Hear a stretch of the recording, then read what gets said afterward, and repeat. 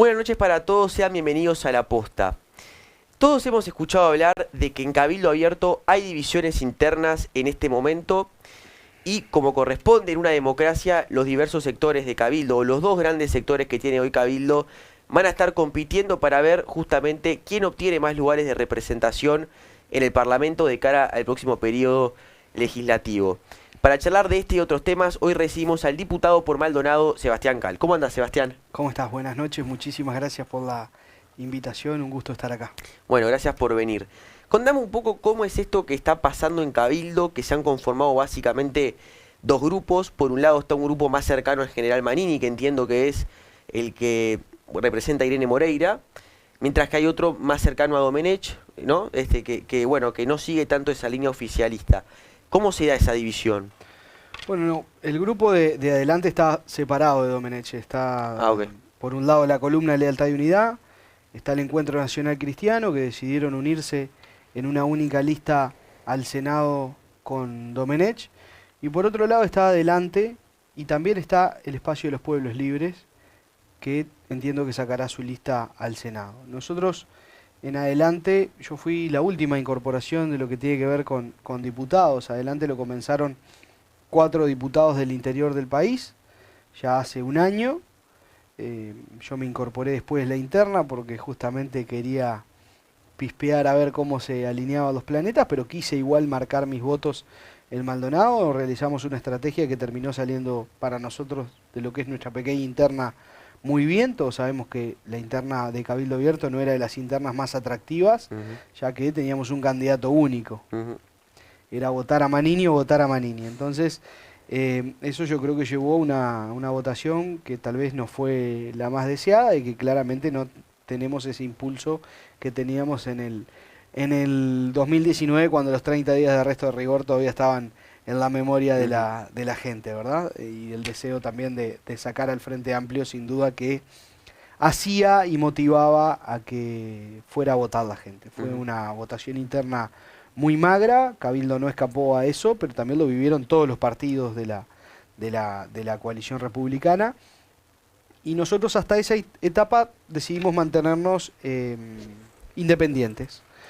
Sacamos, de hecho, solo el grupito nuestro el 2% de la convención nacional y terminamos ganando la interna por amplia mayoría de lo que fue la pequeña interna que teníamos, pero sí sectorizada en Cabildo Abierto. Ni sumándose todos los sectores de Cabildo Abierto alcanzaron la votación que este pequeño grupo de Maldonado tuvo de forma independiente. Pasada esa instancia, entendimos que el sector más apegado al sentimiento, por decir de alguna forma, de la gran mayoría de los cabildantes era este sector adelante, con diputados del interior, los cuales tuve una reunión con ellos y les dije: muchachos, yo hasta ahora he sido lo más apegado posible a lo que se decía a nivel partido para no friccionar, a pesar de que en distintos temas tuve posiciones encontradas con la conducción del partido y de algunos temas como la ley de medios y demás. Pero más allá de eso, entendí que era el momento de dar un paso y empezar a hablar de algunos temas dentro de Cabildo que hasta ahora no se habían hablado. Sí, yo antes de meternos en eso, porque también te quiero preguntar, entiendo que vos estabas mirándolo desde afuera, ¿no? Todo este tema que se dio en las internas. Pero sin embargo, por lo menos a mí me llama la atención, por más de que vos no hayas estado, pero quizás lo sabés, ¿por qué únicamente Manini fue el candidato a presidente que estuvo en la interna? Acá Manini, sentado en abril, nos dijo que él no tenía ningún inconveniente con que hubiera una interna, pero bueno, en los hechos esa interna no sucedió, y llama la atención porque mismo vos me estás diciendo que hay grupos que quizás no se sienten identificados al 100% con el pensamiento de Manini. Entonces mi pregunta es, ¿qué explicación hay para decir, bueno, los otros grupos que no pertenecemos o que no pertenecen al pensamiento maninista, si se quiere, no presentamos otro candidato? ¿Por qué no se da esa situación? Yo creo que lo monolítico que ha sido el partido en pensamiento es propio es lo que yo justifico del descenso que claramente ha tenido Cabildo Abierto y que se ve reflejado en las encuestas de cara a la próxima elección de octubre. Creo que hoy las dolencias que tiene Cabildo Abierto son las que viven todos los partidos, y esto me da una muy buena esperanza de que Cabildo Abierto va a seguir funcionando como partido. De hecho, a tal punto de diferencia que si bien había varios sectores en la interna, todos llevaban a Manini a la presidencia, tal vez a ninguno le dio o no quiso arriesgarse a una candidatura aparte, y es totalmente respetable. Pero ahora está al reflejo de que hay algunas listas al Senado, incluso no es el caso de Adelante, que terminamos tal vez también potenciado por un acuerdo que hemos realizado con el senador Domenech y con la doctora Lorena Quintana, de ir bajo un mismo sublema.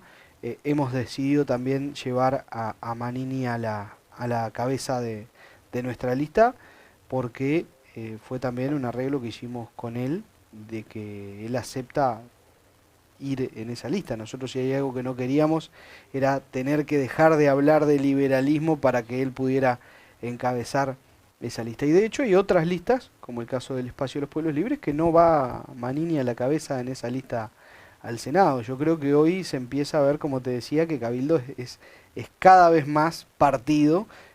Nosotros hemos hecho un sector que sin duda lo que más pretendemos es tener un sector sustentado en ideas más que en personas. Y creo que eso es muy importante. Es imposible que un partido se sustente solo en una persona. Nosotros hemos sido lo más respetuosos posibles y apegados a algunos temas, pero entendimos que era el momento de decir hasta acá, y ahora queremos empezar a hacer un camino dentro de Cabildo con algunas ideas claras que creo que van a ser muy buenas para el votante. Porque tirate alguna, comentate yo alguna. creo que el darle certezas al votante en esta instancia es indispensable. El que no haya titubeos a la hora de decir, bueno, ¿y qué van a hacer después en el balotaje? Nosotros somos parte de la coalición republicana y acá hay dos opciones: o está la coalición de izquierda o está la coalición republicana, y nosotros tenemos bien claro dónde estamos parados. Pero hay gente dentro del Cabildo que no tiene claro dónde está parado. Yo creo que a veces se generan dudas, y esas dudas de pronto son lo que potencian el alejamiento muchas veces de votantes. O sea, gente que apoyaría a Orsi en el balotaje, por ejemplo. Y es posible, también puede pasar en cualquiera de los partidos. Yo he escuchado, a ver, si me das a elegir en noviembre entre votar a una fórmula con un integrante comunista y una fórmula con una integrante excomunista, y no me gustan ninguna de las dos, pero voy a ir por la excomunista, sin duda. Nosotros hemos sido un sector que desde el primer día no hemos titubeado en decir somos un sector de derecha, somos un sector anticomunista y somos un sector liberal. Y creo que le hacemos muy bien a Cabildo diciendo las cosas claras de lo que somos, identificándonos. Somos artiguistas, sí somos artiguistas modernos. A mí, si me preguntás qué pensaría Artigas hoy de lo que vale el combustible, o el propio Valle, que yo a veces veo, pues llevémoslo a un plano donde ya existía, a una figura donde ya existía el combustible. Si vos me preguntás, yo creo que no está, cuando hablan de, bueno, pero Valle, no, pero espere, Valle no era ningún sonso. Valle potenció empresas públicas de la forma que lo hizo porque no había privados que lo hicieran de la forma que lo pueden hacer hoy. Nosotros en materia de desmonopolización de los combustibles hemos hablado mucho, y se cae siempre en el simplismo de decir, bueno, desmonopolización sí o desmonopolización no. Yo creo que difícilmente tengamos en la próxima legislatura también consensos para una desmonopolización total de los combustibles. Pero vamos por un camino del medio.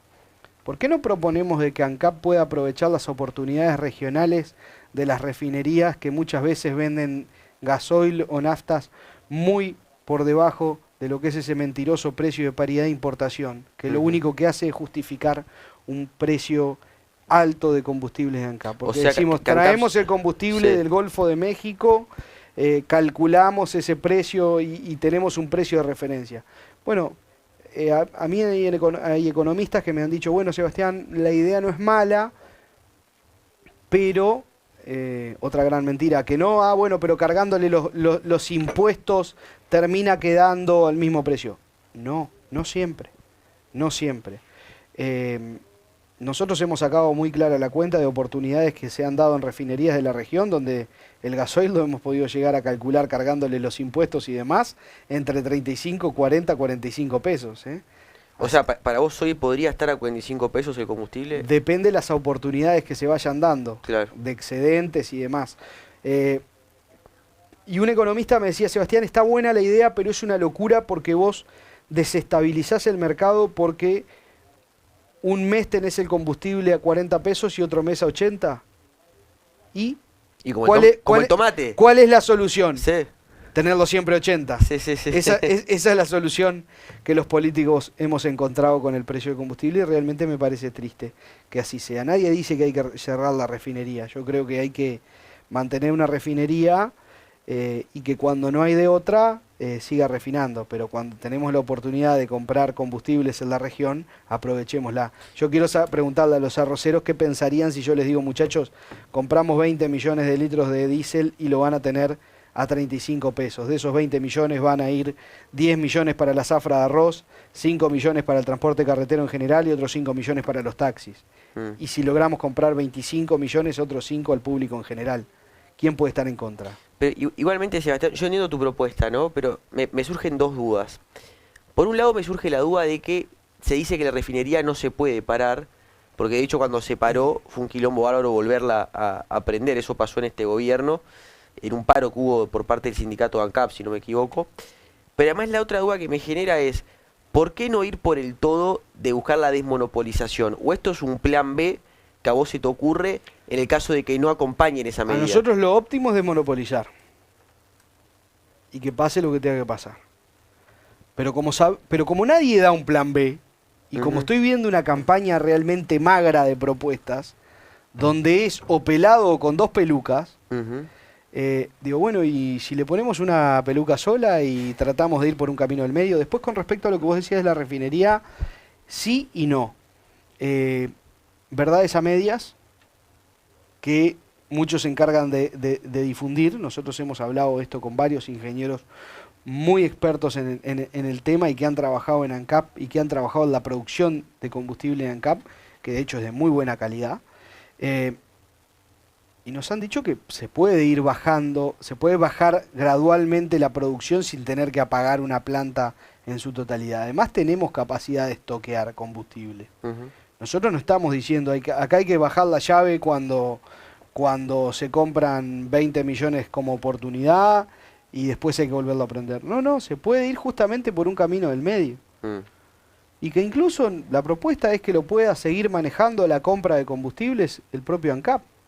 Vos sos aviador, ¿no? Sí. En los aeropuertos, si no me equivoco, el régimen está desmonopolizado. Es algo que se desmonopolizó en la ley de urgente consideración. Estaban a punto de retirarlo. Con el economista Isaac Alfi logramos que eso no sucediera. Y la verdad que no ha tenido un efecto significativo porque nadie ha importado su propio combustible. Claro. Ahora, le damos una excusa menos a aerolíneas importantes para que puedan instalar un hub acá en el Uruguay. Era un tema que evitaba o que evita que se puedan instalar empresas de transporte en Uruguay. Muchos temas evitan que se puedan instalar empresas de transporte en el Uruguay. Uno de los grandes pendientes que me queda es trabajar en una ley aeronáutica mucho más actualizada. Nosotros seguimos teniendo un código aeronáutico muy bueno, pero muy desactualizado en algunas materias. Yo creo que tenemos que apuntar a una libertad de los cielos absoluta, donde sea realmente tentativo para empresas venir a trabajar acá, poder llevar aeronaves con matrícula uruguaya para trabajar a otros lugares y demás, y que realmente esto se pueda volver un hub, no solo en la región, con distintos tipos de logísticas y mercados que se abren en el mundo aeronáutico, deshuese de aeronaves. Este gobierno algo ha logrado, ¿no? O sea, se han instalado más empresas, poco. Yo creo que hemos hecho muy poco por la aeronáutica realmente. Pero un territorio como el nuestro, que no tiene quizás tanta demanda por parte de otros territorios para venir acá, ¿no? ¿No vale más la pena que Uruguay pueda tener conexión, entiendo, sí, directa con Miami, pero con San Pablo, con Buenos Aires, y que de ahí la gente se tome otro avión? Porque eso también se dice a veces. A ver, por eso te decía, no es solamente temas de conectividad aérea, hay un mundo entero de negocios aeronáuticos que se pueden Ujú. ir dando desde desguace de aeronaves, pero tenés que generar las condiciones. Nadie va a venir porque les gustó la cara nuestra o porque le gustó los meses de frío o de Ujú, verano. ujú. Realmente hay que generar las condiciones, porque sí y por sí solas las cosas no se dan. Hay algunas cosas en las que se ha avanzado, yo creo que falta mucho.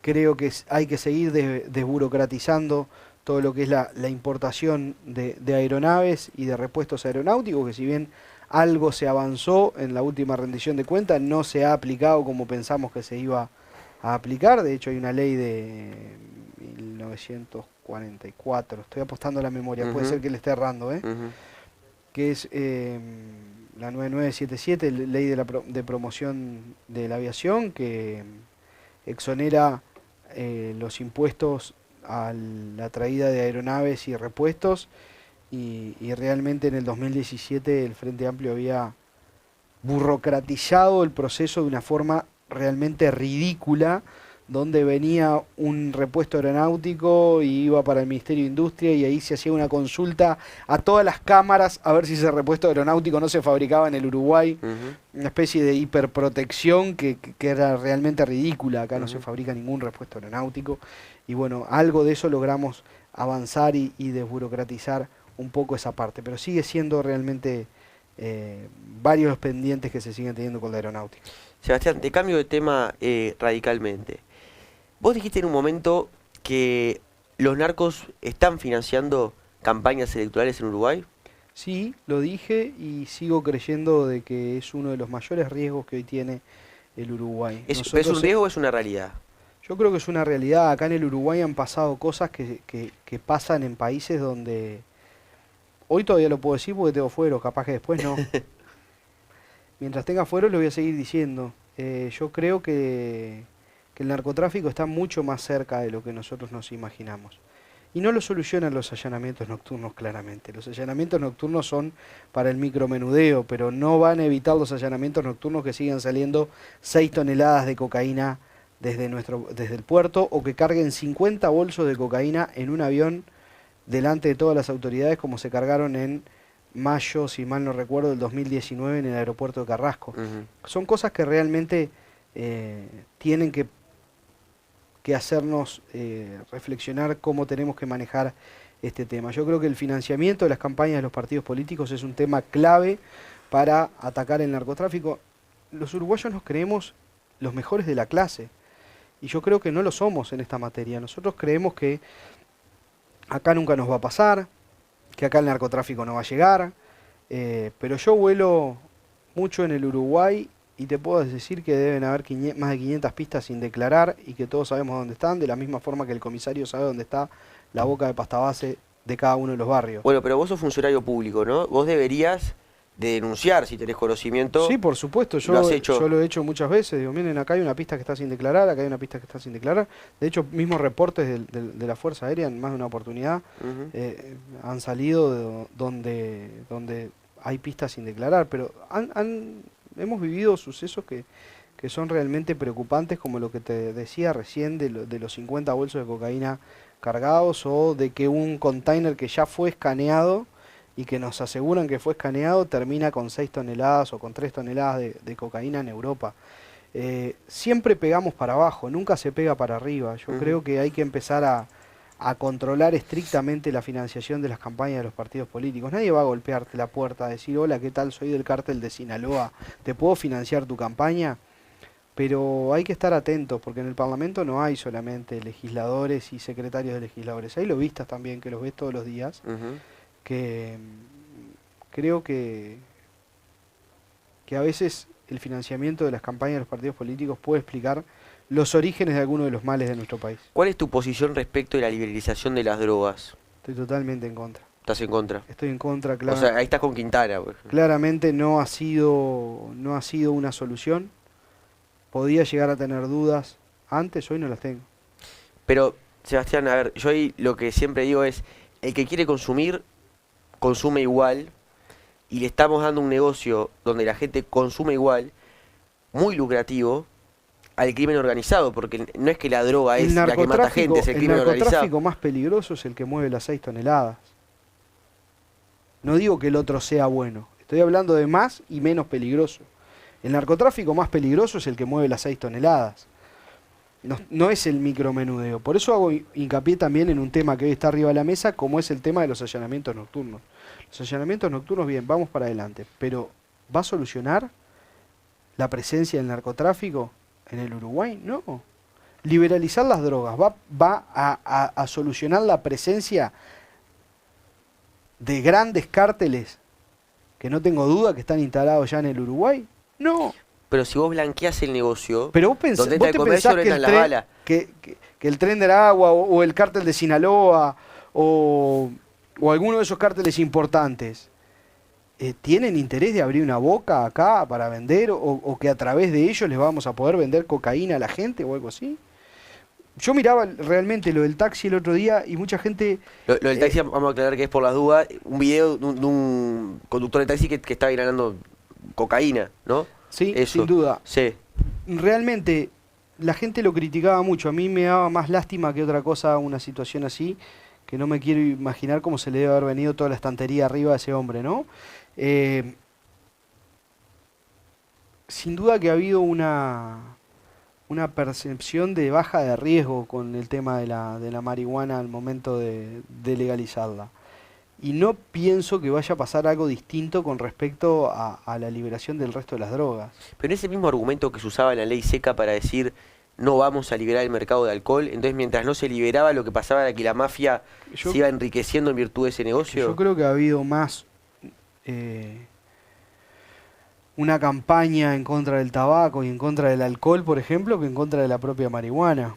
Está bien, pero supongamos que esa es una campaña. Yo no soy psicólogo, hablaba el otro día con una psicóloga que me imagino que tendrá los fundamentos para decirme que la cantidad de brotes psicóticos que han surgido desde la liberación de la marihuana han sido exponenciales, pero no por la marihuana regulada en sí, sino por la cantidad de gente que ha empezado a fumar más marihuana y que ha habido una baja de percepción de riesgo.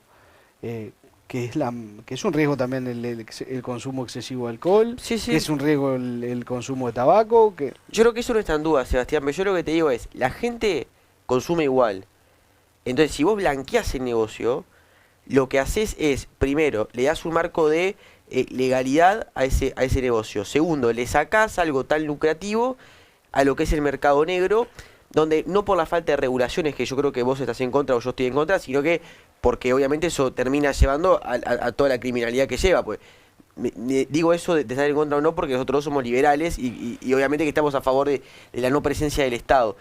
Pero me parece, Sebastián, que si seguimos luchando contra las drogas de la manera que estamos luchando, no vamos a tener buenos resultados. Que un Estado tenga que producir droga, alcohol o cigarro me parece terrible realmente. Vos le das a los privados el negocio. No me convence realmente. ¿No te convence? No me convence. Por más de que la gente consume igual. La gente consuma igual, no digo que sea, pero ni cerca de que tenga que ser delito consumir, ni nada por el estilo como es en otros países. Cada uno es libre de hacer lo que entienda, pero me preocupa realmente la baja de percepción de riesgo cuando vos potenciás de que en una farmacia se venda cocaína, por ejemplo. Aunque haya campañas educativas. No hemos visto mucha campaña educativa con la marihuana. Bueno, no, He es visto verdad, no hubo, pero sí, y es verdad que la ley lo preveía y la campaña que se hizo, yo la recuerdo, fue el 2018, ya se estaba vendiendo hacía un año Sí. y fue insuficiente. Yo veo Pero creo que hay un muy consenso de... insuficiente la cantidad de campañas que se han hecho con este tema. Está bien. Bueno, te cambio de tema. Sebastián, yo te escucho en tu discurso, ¿no? Tema ANCAP y otros temas también. Te veo... Bajar a los viceministros, por ejemplo. ¿Cómo? Bajar a los viceministros, por ejemplo. Sí, de desestructuración del Estado, ¿no?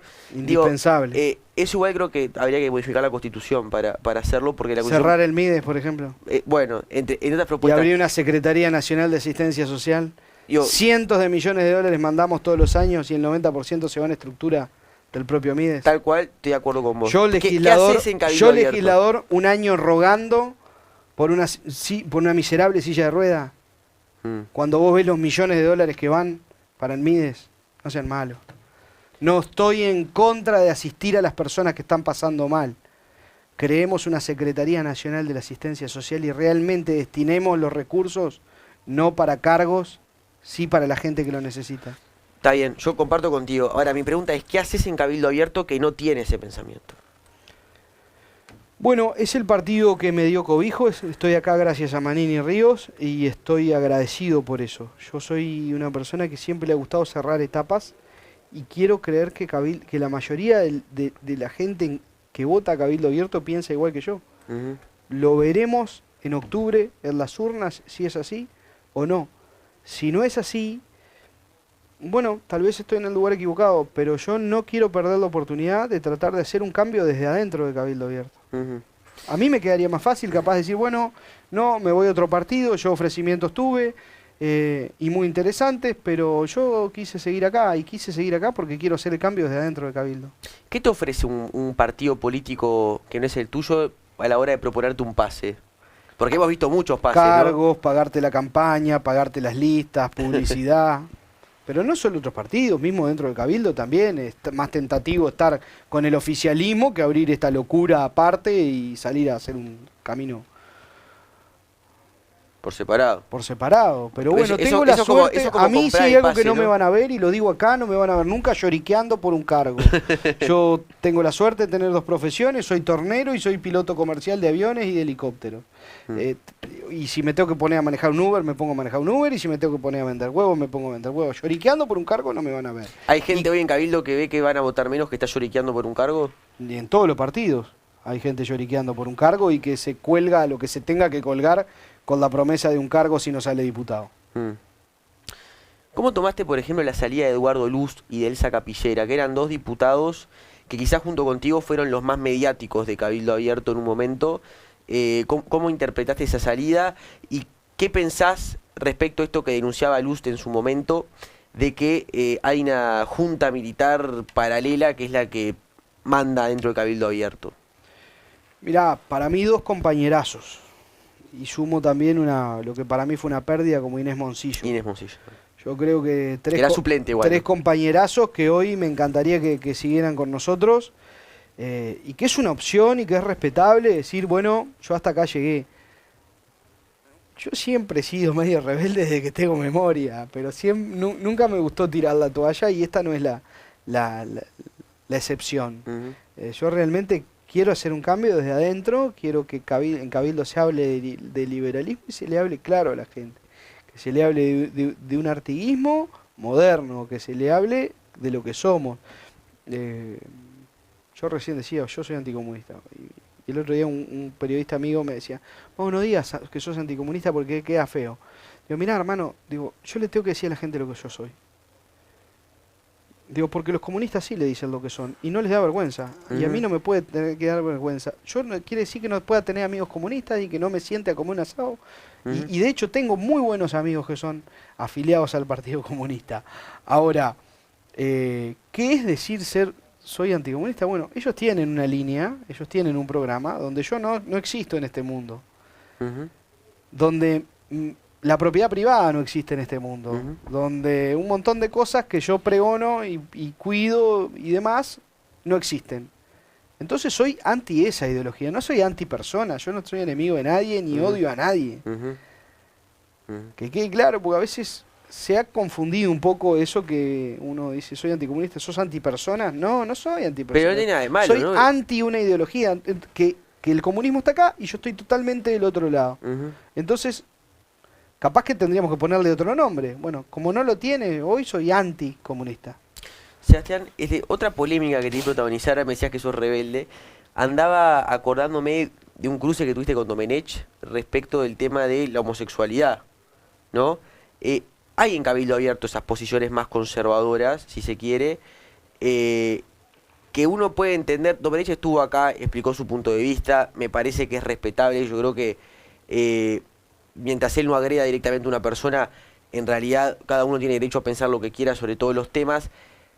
Pero ahí también, digo, creo que hay una escala de valores que está en juego. Mirá, Domenech me parece de los tipos más respetables que he conocido. Primero porque dice lo que piensa. Y la mayoría de la gente que he conocido adentro del Palacio Legislativo tiene más caras que un queso. ¿Tá? Y dice lo que piensa, dice lo que piensa según donde está. Domenech no es eso. Domenech es Domenech. Y hay un solo Domenech. Como Sebastián Cal hay un solo Sebastián Cal y dice lo que piensa. Acá o en cualquier medio, capaz que contigo podemos coincidir en algunas cosas, pero me toca, te podés imaginar, ir a más medios donde no coincido y es el mismo Sebastián Cal. En el caso de Domenech es lo mismo.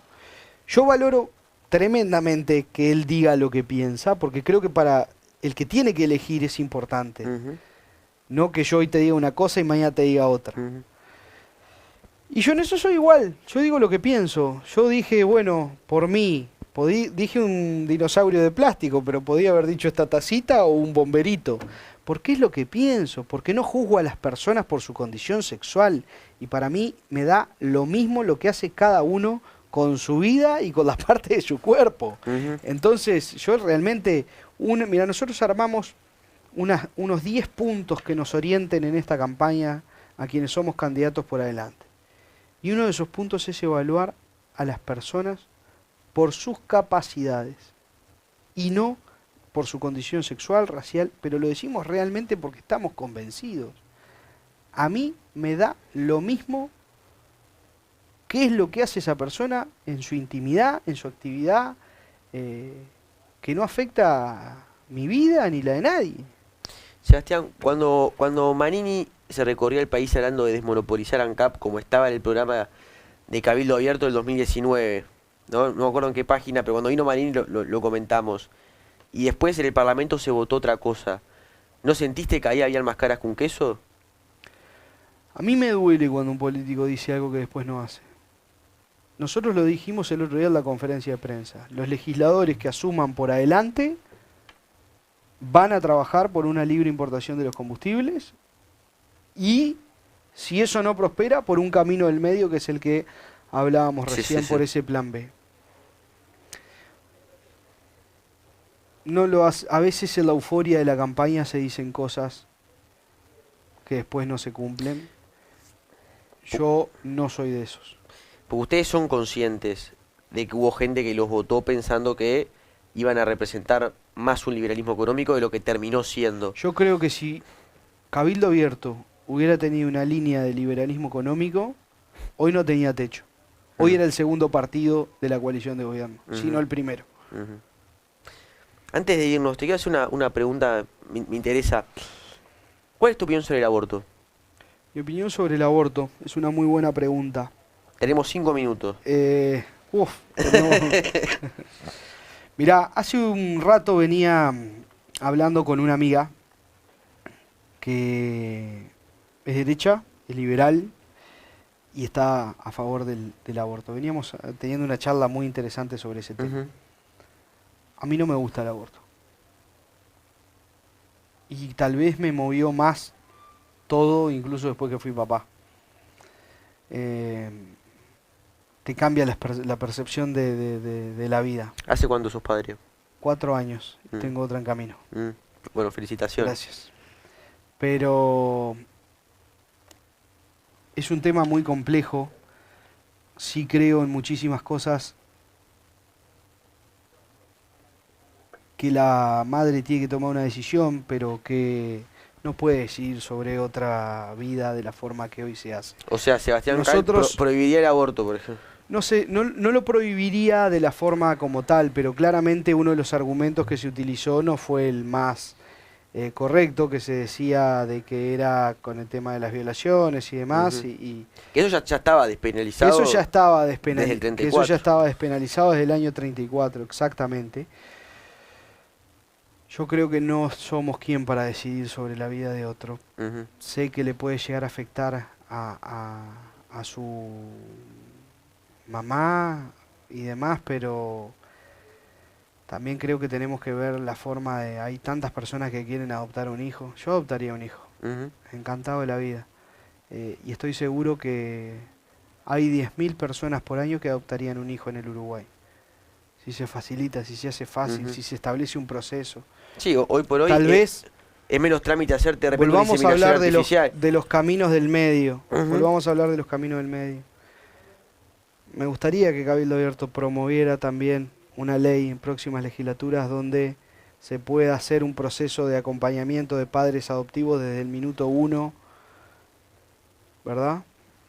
No sé, creo que tendríamos que ver de buscar la forma de que se promueva la vida y no estoy hablando de eso que claramente no lo veo con muy buenos ojos de bueno, te doy plata si lo tenés, no, o te exonero el pago de la patente si realmente lo tenés. No veo que por ahí vaya a haber un camino. Realmente es complejo, vemos que muchísimas familias que siguen siendo las más numerosas a veces son las de recursos más bajos, pero creo que si vos haces un proceso simplificado de adopción desde acompañamientos del primer momento, si se lo das como una opción a la mujer que hoy no la tiene, yo estoy seguro que no serían 10.000 abortos por año. Bueno, Sebastián, por mi parte, muchas gracias por haber venido. Te lo dije antes de arrancar la conversación, una cosa que destaco y que vos lo fuiste diciendo en la entrevista también, es que vos decís lo que pensás, y en este programa nos gusta tener gente que dice lo que piensa y no gente que te miente, o sea que bueno, te agradezco mucho toda tu sinceridad, y bueno, nada, a la gente comentarle si querés con qué lista te pueden encontrar en el departamento de Maldonado para votarte en la diputación nuevamente. Ahí tenés la cámara. Bueno, muchísimas gracias. Bueno, un gusto la verdad que estar acá, y la lista nuestra en Maldonado es la lista 102. Realmente estamos contentos con el trabajo que hemos hecho estos años. Son más de 20 proyectos de ley presentados y algunas leyes muy importantes aprobadas recientemente, como la ley de ciberseguridad y ciberdelitos, que queda en el Parlamento para seguir siendo modificada durante estos años, pero me quedan varios pendientes. Tampoco creo en la perpetuidad del poder, y no creo que legisladores tengan que estar 30 años en el Parlamento. Yo pido un periodo más para terminar algunas cositas y no más. Bueno, muchas gracias, Sebastián. Muchas gracias. Les agradezco a ustedes también por haber estado del otro lado, pero antes de irnos a la tanda te quiero comentar sobre el café de Café Jurado.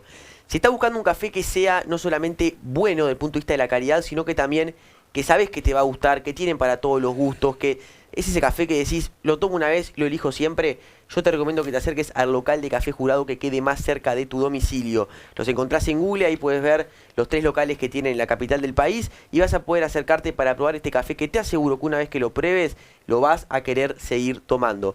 Nosotros vamos una tanda rapidísima y a la vuelta venimos con un tema de conversación que para mí está dando mucho que hablar, va a seguir dando que hablar y que es un hito de la campaña, como lo es el plebiscito del PIT-CNT y cómo llevó a que el presidente Luis Lacalle Pou intervenga también en la campaña electoral. Vamos a la tanda y ya volvemos.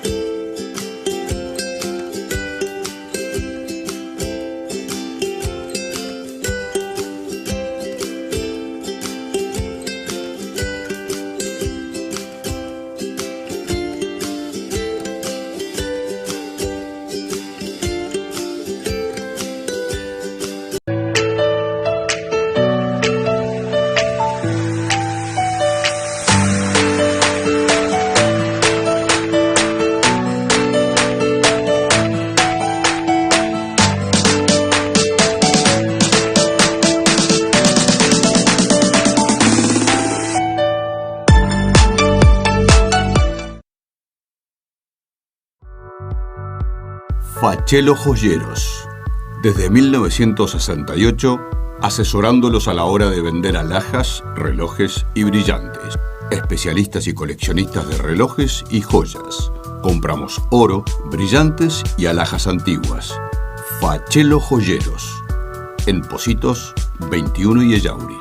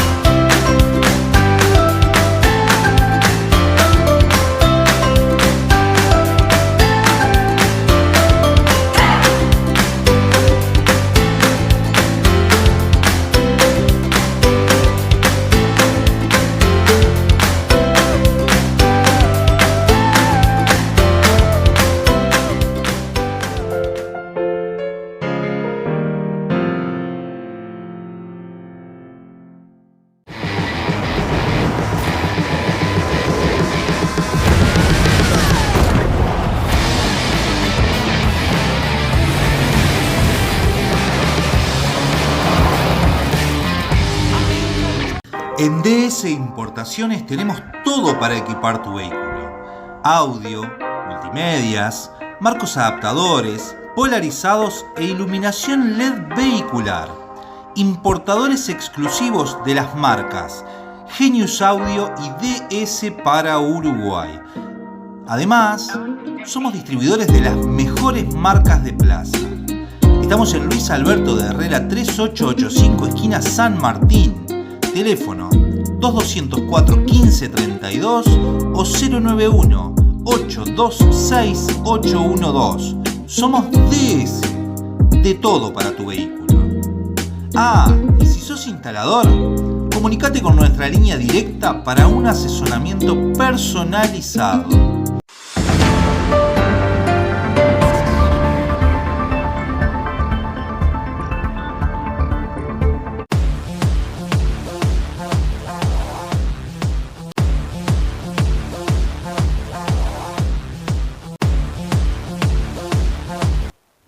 Bueno, seguimos adelante acá en La Posta. La verdad que muy buena entrevista la que tuvimos recién con el diputado Sebastián Cal. Le mandamos un saludo. Pero bueno, ahora quiero hablar de algo que me parece que ha sido vital en esta campaña electoral, como lo viene siendo la propuesta de reforma constitucional del PIT-CNT. Una reforma constitucional que ya lo hemos hablado acá hasta el cansancio. Es una reforma que va a traer más problemas que soluciones, que corta la libertad de los uruguayos, al mismo tiempo que lo que se plantea es una solución, que obviamente en realidad lo que hay de fondo acá es populismo, que va a traer, como digo, más problemas al país. El otro día tomé la decisión de acompañar a un amigo que está militando para un partido político para ver más o menos cómo está la cosa en los distintos lugares de Montevideo, respecto de cómo viene la campaña electoral, que a los que no estamos militando nos resulta como una cosa que está todavía bastante apagada, por lo menos a nivel de la calle. Uno no vio ni siquiera en las internas demasiada militancia en las últimas semanas.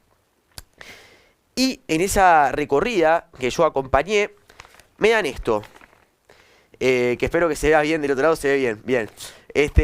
Me dan este documento, si se quiere, este panfleto, que al margen de que tiene 1 millón de faltas de ortografía y de puntuación, la verdad es que tiene cosas bastante mentirosas, ¿no? Obviamente, como habrán podido observar, es un papel que se está dando por parte de aquellos que quieren que se apruebe la reforma constitucional del PIT-CNT. Ya de entrada esto tiene un montón de cosas que no se sabe a dónde llevan. Por ejemplo, hay una parte que dice: los salarios en Uruguay son bajos. 2 de cada 3 trabajadores no llegan a fin de mes. Yo me pregunto, ¿esto qué tiene que ver con el proyecto de reforma constitucional que está promoviendo el PIT-CNT? Este dato de dónde lo sacan. Después también hay otros datos, así como al aire, donde se habla de 1.300 millones de ganancia líquida por parte de la SAFAP. No sabemos si son, sí, 1.300 millones. No sabemos si son dólares, si son pesos. Todo un montón de información así como al tanteo, que obviamente no da para leerlo todo, pero que en definitiva lo único que son números al aire y son bolazos para que algún distraído caiga en lo que propone esta gente y el país se vaya al tacho. Por ejemplo, cuando nos dicen que los salarios mínimos o que los salarios en Uruguay son bajos, y entonces lo que propone la reforma del PIT-CNT es atar el salario mínimo, la jubilación mínima. Lo que no nos cuentan es que la plata no es infinita. Y por tanto, si eso sucede, si se ata la jubilación mínima al salario mínimo, lo que va a pasar es que no va a subir ninguna de las dos cosas. Porque el dinero obviamente lo genera quien está trabajando.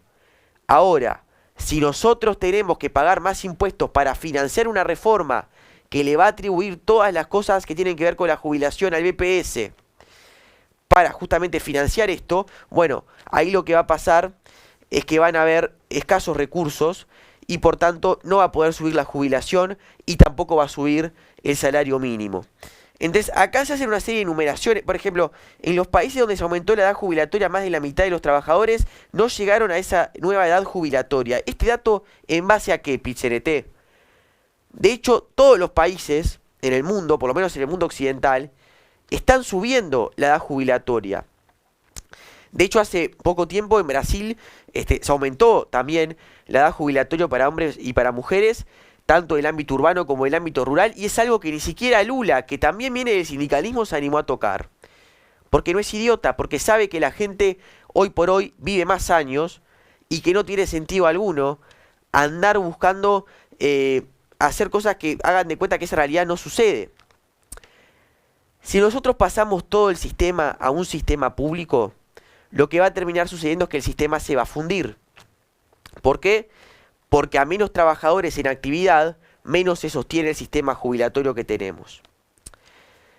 Por eso es que esta reforma es mala. Pero en este programa lo hemos hablado hasta el cansancio. Ahora bien, yo quiero aprovechar el hecho de que recibí esto y que calculo que lo voy a compartir ahora en mis redes sociales, para hablar de un tema que viene siendo para mí lo más llamativo de esta campaña, que es la aparición de Luis Lacalle Pou. Todos sabemos que en el sistema político, sin ser Mujica, no hay nadie que reúna la misma popularidad que reúne Lacalle Pou.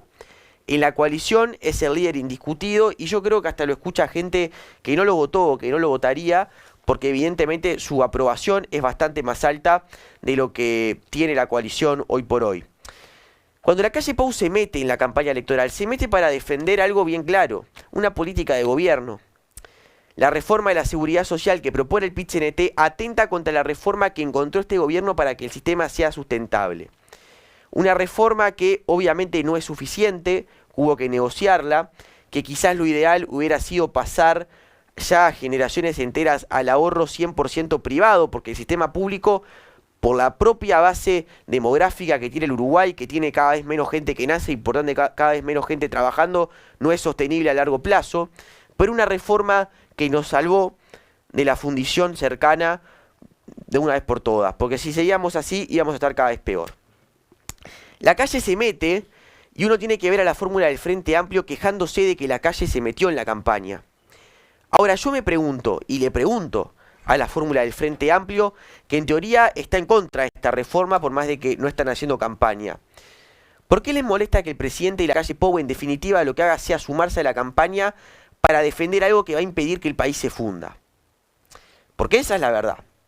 Porque lo que a ustedes no les dicen Yamandú Orsi y Carolina Cose, o lo que no nos dicen, de repente uno se entera porque tiene fuentes, es que están rezando día y noche para que esta reforma no se apruebe. Si se aprueba esta reforma, va a haber un déficit fiscal de en torno del 8% de entrada agregado. Esto es insostenible para cualquier país. Claro, el PIT-CNT ni siquiera te lo va a decir porque ni siquiera lo tiene calculado. Entonces, vale la pena preguntarse, vale la pena cuestionarse qué es lo que le molesta al Frente Amplio de que el actor más importante en la política que tiene hoy el país se meta a hacer campaña contra este mamarracho que la fórmula del Frente Amplio dice que no apoya, pero que tampoco hace campaña en contra respecto de este tema. No es inconstitucional, como dicen varios, porque como digo, la calle Pou lo que está haciendo es defender una medida que adoptó este gobierno. De hecho, el otro día escuchaba a Andrés Ojeda diciendo que a él le parecía bueno que la calle Pou se metiera. Y claro que es bueno. Si es el único líder oficialista al que me parece a mí que escucha por lo menos la unanimidad o la gran mayoría de la población. Obviamente que es bueno. Pero bueno, metámonos un poquito más en lo que es esta reforma del sí blanco que está impulsando el PIT-CNT. Porque más allá de lo que ya hemos hablado, de que el sistema va a ser insostenible, de que seguramente lo que termine pasando sea que la jubilación mínima no suba y el salario mínimo tampoco y todo lo demás, hay otra realidad en todo esto, que es la confiscación de los aportes que vienen haciendo los trabajadores a las AFAP. O sea, el Estado uruguayo estaría cometiendo una expropiación, está bien, legitimada por el Poder Constituyente, pero expropiación al fin, que puede terminar en juicios multimillonarios contra el Estado uruguayo. Por lo cual, nuestro país se fundiría aún más. ¿Queremos esto? ¿La fórmula del Frente Amplio se va a quedar callada mientras eso es lo que está pasando? La verdad, señores, a mí por lo menos me parece que cuando uno asume una candidatura a la presidencia, debería de ser un poco más serio. Yo creo que en la campaña vamos a seguir escuchando muchas mentiras en torno a este tema. Van a querer seguir convenciendo a la gente diciéndole, vas a trabajar 5 años menos. Lo que no te dicen es que vas a vivir mucho peor de lo que hubieras vivido con el sistema actual. Esa es la verdad. Y esto me lleva al siguiente tema que quería compartir con ustedes el día de hoy. Hoy me estoy desquitando, hoy no vino ningún columnista y me estoy desquitando con los distintos temas que hemos ido encontrando. Que tiene que ver con la realidad de que en algún momento el Uruguay va a tener que plantearse pasar de una vez por todas a un sistema que sea 100% privado, como venía diciendo. Porque este sistema público, por el hecho de que nace cada vez menos gente, y por tanto aporta cada vez menos gente, y los que tienen más de 65 por suerte viven más años, en un momento se va a fundir, porque no va a alcanzar el dinero. De hecho, como todos sabemos que el EPC es el rey del déficit. Entonces en algún momento vamos a tener que empezar a hablar de que las personas administren ellos mismos su jubilación. Algo que este plebiscito también te quiere sacar, porque uno de los puntos que propone el PIT-CNT es que vos no puedas realizar un ahorro privado con fines jubilatorios. A mí me decían los otros días que, bueno, pero nadie te va a preguntar si abrís una cuenta corriente, con qué fin la estás abriendo. Primero, yo no sé si no me lo van a preguntar, porque obviamente a un banco le va a interesar cumplir con la ley del país. Y segundo, ¿por qué prohibir esto? ¿Por qué prohibir que la gente quiera salvarse a sí misma cuando la gente es la que más se conoce, cuando es la que más conoce cuánto dinero puede ahorrar, cuánto no, qué expectativa de vida va a tener, qué gastos tiene, cuáles no? Eso el Estado no lo puede saber. Por tanto, en algún momento este país va a tener que dar la discusión de pasar de una buena vez por todas a un sistema que sea 100% privado, 100% autónomo. Yo les digo a ustedes que están en sus casas viendo este programa, nosotros conocemos mejor que nadie nuestra situación, lo que trabajamos, lo que dejamos de trabajar, entre otras cosas. Y esto me lleva al siguiente punto que quiero tratar. El otro día lo escuchaba el Pato Celeste, que estuvo acá en el programa, y que quizás podría estar bueno invitarlo alguna vez más, hablar de que una de las propuestas que tiene su sector es que se le pague una jubilación mínima a quienes se dedicaron al rubro artístico y que no pudieron aportar. Yo me pregunto, ¿es justo esto con la gente que aporta? Me pregunto, ¿no es el mejor argumento para decir que lo mejor entonces es que cada uno administre su propia jubilación de manera privada y que al final del día sepa cuánto aporta, cuánto va a ganar y todo lo demás? ¿No es mejor eso? ¿No es mejor que en vez de tener que estar el Estado arriba de uno tenga la posibilidad de abrir sus propios fondos con fines jubilatorios para ahorrar? Yo creo que sí. Pero bueno, como siempre, terminamos teniendo estas contradicciones que son propias de una idiosincrasia que algún día el Uruguay va a tener que cambiar, que es donde todo tiene que pasar por el Estado y todo tiene que planificarse por el Estado, cuando los individuos somos quienes nos conocemos mucho más y mejor que el propio Estado, porque el Estado, por más de que quiera jugar a ser Dios, no es Dios. Último punto que voy a tocar el día de hoy. En octubre hay 2 plebiscitos.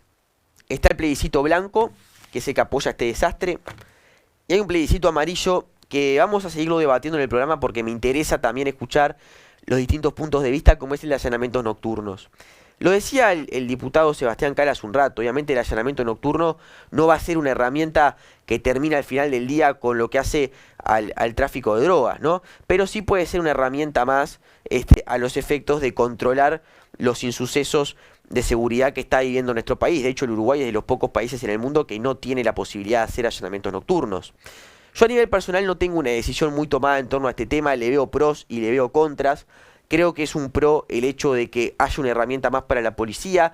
Creo que es una contra del punto de vista de que el constituyente de 1830 pensó esta medida para que el descanso, que es de noche, que es cuando hay poca luz, no sea interrumpido y que por tanto no se puedan suscitar algunas vulneraciones de ciertas garantías. Pero creo que al final del día es una discusión que vale la pena darla. Ahora, yo creo, y no lo estoy viendo, que es importante que quienes están en contra del plebiscito del PIT-CNT aclaren bien cuál papeleta es cuál. Y yo no veo hasta el momento que ni la Corte Electoral ni la gente que hace campaña por cualquiera de los dos plebiscitos estén marcando esa diferencia. Y me parece que es importante, porque ese día en el cuarto secreto, uno no puede andar pensando quizás demasiado detenidamente cuál es cuál, leer cada papeleta al detalle, saber cuál pongo, cuál no pongo. Y creo que sería importante desde mi punto de vista que eso se haga, y no veo que la Corte Electoral, por lo menos hasta el momento, esté realmente haciendo una campaña para marcar las diferencias. Pues yo creo que cualquiera de las dos reformas es una reforma importante. La de allanamientos nocturnos, como digo, si se aprueba va a ser una herramienta más, pero no nos va a cambiar la realidad del país. La otra sí. Por eso creo que es importante que esta diferenciación se haga y no la estamos viendo. Me llama mucho la atención, por ejemplo, reitero una vez más, cuando salen frente amplistas en contra del plebiscito del PIT-CNT y se los quiere silenciar, y al mismo tiempo después cuando la calle Pou se mete en la campaña por el bien del país, no buscando un bien propio para él, a opinar sobre este tema, que tiene todo el derecho a hacerlo, después también se lo critica, cuando en realidad yo creo que lo que está haciendo es dar una mano. Bueno, me descargué. Hoy saqué las ganas de todo lo que tenía ganas de decir. Generalmente dependo mucho de lo que vengan a decir los columnistas. Pero bueno, me parecía que este era un tema que valía la pena. Yo vi esto el otro día, como les cuento. Está plagado de desinformación. Está plagado de cosas que realmente no tienen sentido.